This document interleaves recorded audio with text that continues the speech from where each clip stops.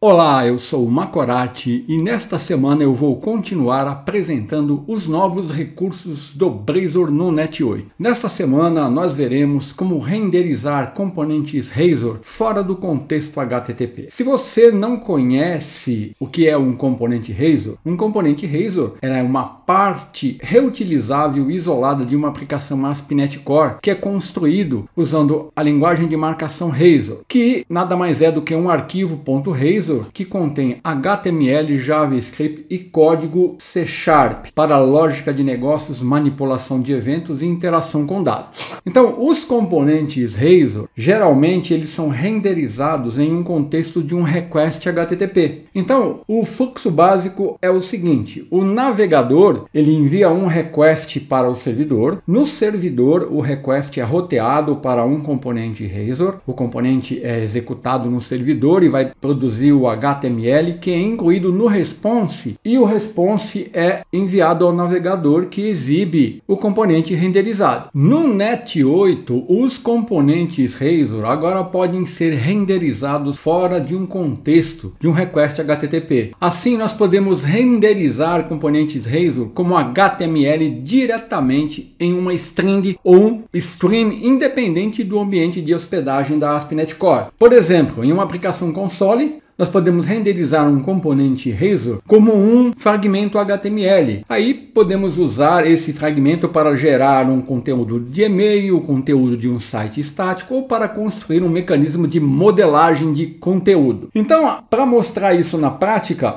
agora eu vou criar um componente em um projeto console que vai calcular quantos dias faltam para o ano terminar. Então nós vamos criar uma aplicação console no Net 8, eu vou chamar essa aplicação de console Razor Component. Nós vamos incluir nesse projeto os pacotes NuGet, Microsoft ASP.NET Core Components.web. Nós vamos entender por que precisamos deste pacote, e Microsoft Extensions Login. A seguir, nós vamos alterar o arquivo de projeto para poder usar o Razor SDK. Então nós vamos definir no arquivo de projeto o microsoft.net.sdk.razor. O SDK Razor ele vai fornecer funcionalidades e ferramentas específicas para o desenvolvimento usando a sintaxe Razor. Então ele vai incluir suporte para a criação de views, de componentes de interface do usuário, usando C# com HTML. A seguir nós vamos criar um componente que eu vou chamar de anonovo.razor, e após criar esse componente no nosso projeto console, nós vamos renderizar o componente usando o HTML render do namespace Microsoft ASP.NET Core Components.web. É por isso que nós temos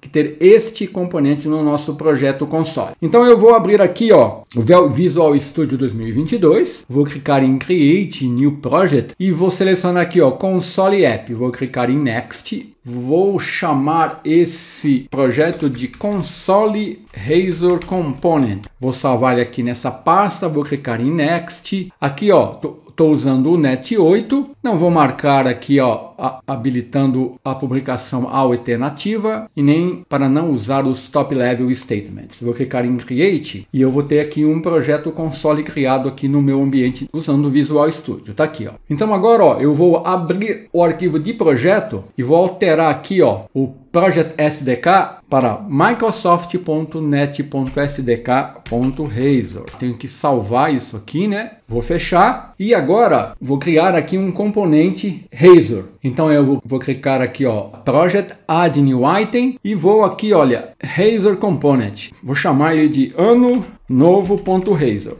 Tá aqui o nosso componente, né? Eu vou mostrar o código desse componente, embora ele seja bem simples, né? O código que eu vou usar vai ser o seguinte, Eu tenho duas partes aqui, né? Na primeira parte, eu vou definir aqui, na parte do código, uma variável que eu chamei final do ano, onde eu estou atribuindo o valor 31/12/2023, que vai ser a minha data limite, a partir da qual eu vou calcular as diferenças de tempo restante. Defini aqui uma variável privada chamada tempo restante, que é do tipo timestamp. Então isso aqui vai ser o meu intervalo de tempo. Então o timestamp é usado para armazenar a diferença entre dois períodos no tempo, com diferença entre duas datas ou horas. E aqui, quando o nosso componente for inicializado, ó, no ciclo de vida do componente, o método onInitialized vai ser executado e eu vou chamar o método calcular tempo restante. E aqui neste método eu estou obtendo a data atual, quando eu rodar a minha aplicação, atribuindo a variável agora, que é um datetime, e aí eu simplesmente faço a diferença da data do final do ano, que é 31/12 de 2023, para a data atual, que é agora. E tempo restante vai ser o tempo que resta para o final do ano. Aí, na segunda parte, eu vou simplesmente exibir o resultado, ó,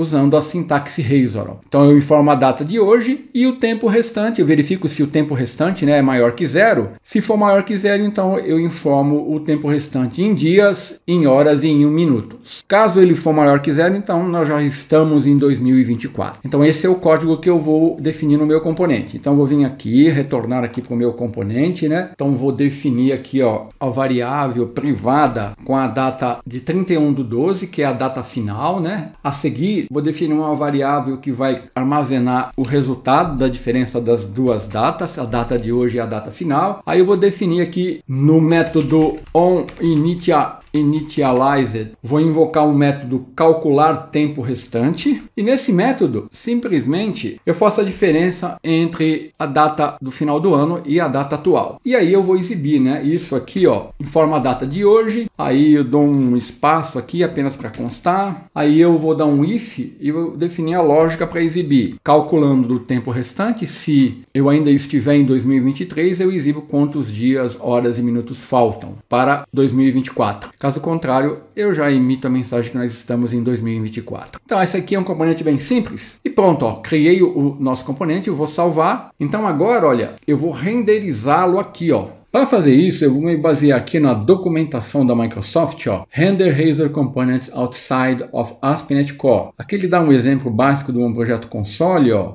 usando os dois pacotes que nós usamos, fazendo alteração no arquivo de projeto, e o código que ele usa para renderizar é esse código aqui. Eu vou me basear nesse código. Estou usando praticamente esse código. Aqui, ó, ele está mostrando a utilização de um parâmetro que ele usa um componente aqui, que é um componente que exibe uma mensagem. Então, ele define como parâmetro aqui um texto, que é uma mensagem, que é o parâmetro, né? Ele define aqui esse parâmetro, ó, em parameters. No nosso caso, eu não vou usar parâmetro, mas então eu não vou precisar de toda essa parte aqui, ó. O restante do código vai ser exatamente o que ele está mostrando aqui na documentação que eu vou utilizar. Então, eu vou iniciar configurando os serviços. Eu estou usando aqui Service Collection, preciso incluir uma referência, né? Ó, agora que eu vou precisar dos pacotes, né? Então eu vou vir aqui, ó, e no Get Package Manager, manejo no Get Package for Solution. Então agora eu vou incluir aqui no meu projeto o pacote, né? Microsoft ASP.NET Core Components Web. Vou aplicar aqui, ó, aceitar, e também vou incluir o pacote Microsoft Stations Login. Pronto. Vamos retornar aqui para a classe Program, né?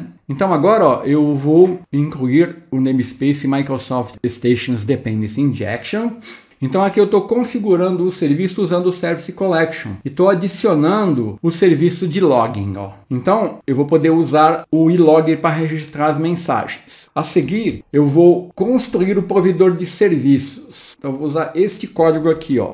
Então eu estou usando o Service Collection, ó, que é a instância Service. Estou usando a coleção de serviço previamente configurada e estou obtendo um eLogger Factory do provedor de serviços. Então agora eu vou inicializar o serviço HTML Render, definindo aqui, ó, o seguinte código. Vou dar um await e using var, vou chamar de HTML Render. Vou criar uma instância de HTML Renderer e vou passar o Service Provider e o Logger Factory. Então eu criei uma instância, ó, de HTML Render. Estou usando o using aqui, então isso significa que ele vai ser descartado logo após a sua utilização. E aqui o await garante que o HTML Render é assíncrono nessa operação que eu vou usar aqui. Então a seguir eu vou fazer a renderização do componente ano novo, né? Então eu vou usar o HTML Render, vou usar o dispatch, o invoke async. Então aqui vai ser async. E aqui, ó, vou chamar uma variável de saída usando o HTML Render. Vou usar o método render componente async. E aqui, ó, vou passar o o nosso componente para ser renderizado. Ano novo. E aqui, se eu tivesse algum parâmetro, eu passaria aqui. Como eu não tenho, eu vou usar parameter view empty. Aqui, ó, tem um await, né? E aí eu vou return output to HTML string. Pronto, agora só falta eu exibir a renderização no console, definido aqui, ó, na variável HTML. Vou colocar aqui um console readline, né, para o terminal ele ficar aguardando. Então esse é o código que eu vou usar para renderizar o nosso componente ano novo aqui, ó, no meu projeto console. Então esse método render componente assim, que recebe o componente ano novo. Se eu tivesse algum parâmetro, eu passaria aqui e o resultado vai ser convertido por uma string HTML usando aqui, ó, toHTML string, que vai ser HTML que eu vou exibir aqui no console. Então, se eu executar, eu vou ter aqui no meu console, no projeto console, né, no terminal, a exibição da renderização do nosso componente. Olha aqui, ó. Hoje é segunda-feira, 11 de dezembro, faltam 19 dias, 5 horas e 1 minuto para 2024. Então, com isso, nós apresentamos aqui, ó, mais um recurso do Blazor no Net 8. E era isso, até a semana que vem, se Deus quiser.